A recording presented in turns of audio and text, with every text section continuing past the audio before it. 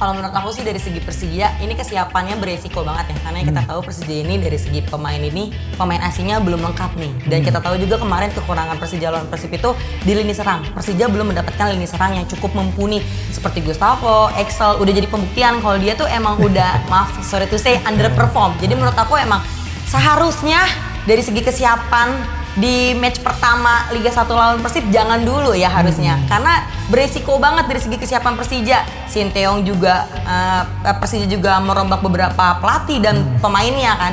Jadi saya rasa harusnya jangan dulu sih, harusnya di pertengahan, karena Persija ini belum cukup ya buat menjadi squad yang kuat dari ini. Kang Eko juga Kang Karisna, kita tahu Persib Bandung dan Persija Jakarta kalau dalam rilis jadwal terbaru di Super League musim baru di luar dugaan sudah bakal ketemu di pekan kedua nih.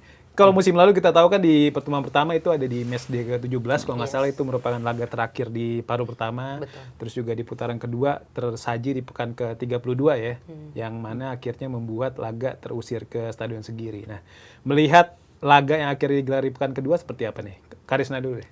Kalau menurut aku sih dari segi Persija ini kesiapannya beresiko banget ya, karena kita tahu Persija ini dari segi pemain asingnya belum lengkap nih, dan kita tahu juga kemarin kekurangan Persija lawan Persib itu di lini serang. Persija belum mendapatkan lini serang yang cukup mumpuni seperti Gustavo, Excel, udah jadi pembuktian kalau dia tuh emang udah maaf sorry to say underperform. Jadi menurut aku emang seharusnya dari segi kesiapan di match pertama Liga 1 lawan Persib jangan dulu ya harusnya, karena beresiko banget dari segi kesiapan Persija. Sinteyong juga Persija juga merombak beberapa pelatih dan pemainnya kan. Jadi saya rasa harusnya jangan dulu sih, harusnya di pertengahan, karena Persija ini belum cukup ya buat menjadi squad yang kuat dari lini serang. Terus Sinteyong juga harus beradaptasi lagi, dan faktanya di bulan Agustus sekarang Persija belum memiliki puzzle yang tertutup gitu loh. Lini serang yang tadi aku sebut tuh belum jadi puzzle yang bisa nutupin kekuatan Persija. Makanya aku rasa sih harusnya kalau emang Persija udah punya lini serang yang cukup dan Sinteyong cepet memberikan waktu buat kasih chemistry ke pemain sih harusnya udah siap ya.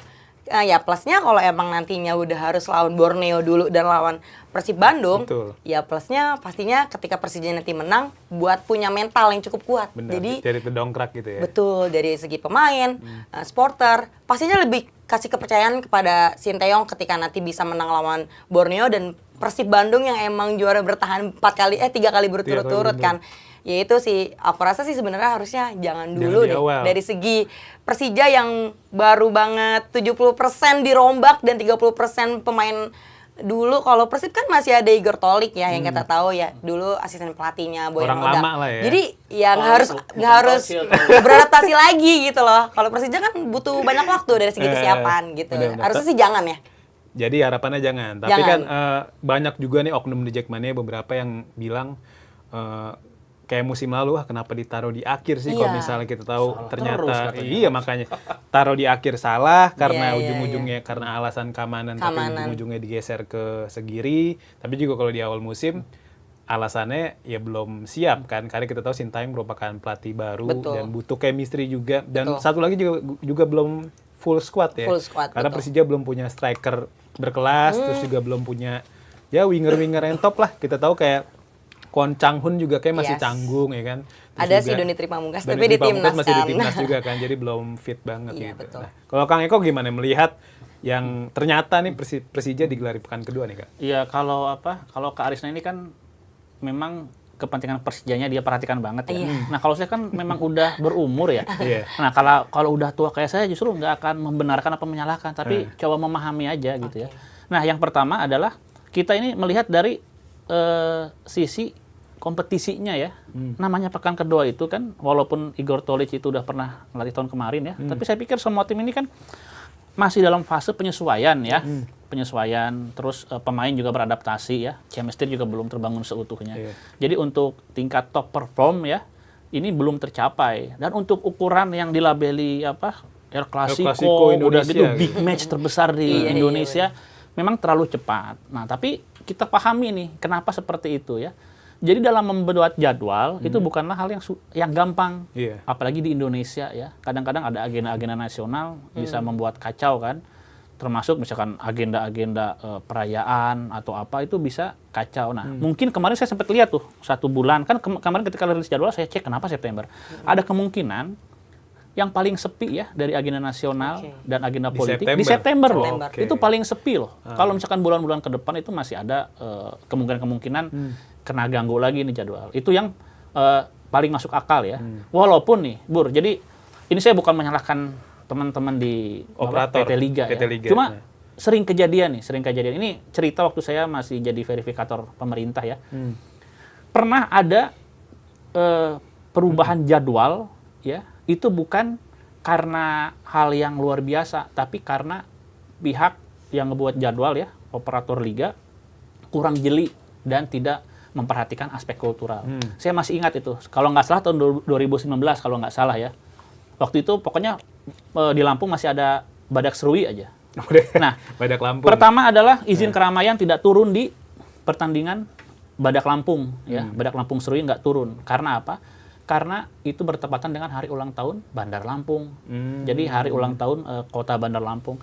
Itu kan hal yang bisa diprediksi harusnya ya kalau mereka jeli ya. Udah tahu. Ya, kecuali bencana alam tuh. Wah, tiba-tiba ada bencana alam, apa gitu kan. kerusuhan apa itu kan di luar prediksi. Tapi ini rutin loh tiap tahun. Otomatis energi keamanan ya akan tersedot. Akhirnya izin keramaian nggak muncul ya. Udah gitu pertandingan di Surabaya itu bergeser waktunya karena ada perayaan Maulid Nabi. Nah, kalau jeli kultural gitu ya, kan harus tahu itu basis terbesar NU, banyak pesantren yang udah jelas pasti akan merayakan itu. Lagi-lagi izin keramaian nggak seperti sesuai rencana. Nah, makanya itulah ya teman-teman yang ngebuat jadwal saya pikir ya itu harus jeli betul. Ini Indonesia, bukan Jepang, bukan mana yang lebih kondusif, gampang terprediksi. Ini kadang-kadang hal-hal seperti itu ya yang kita anggap, aduh ternyata ya itu bisa mengganggu jadwal. Nah, makanya saya apresiasi aja ya. Mereka tuh pasti udah mengantisipasi nih. Banyak yang kecewa kenapa terlalu awal. Mereka udah antisipasi, tapi saya berprasangka baik.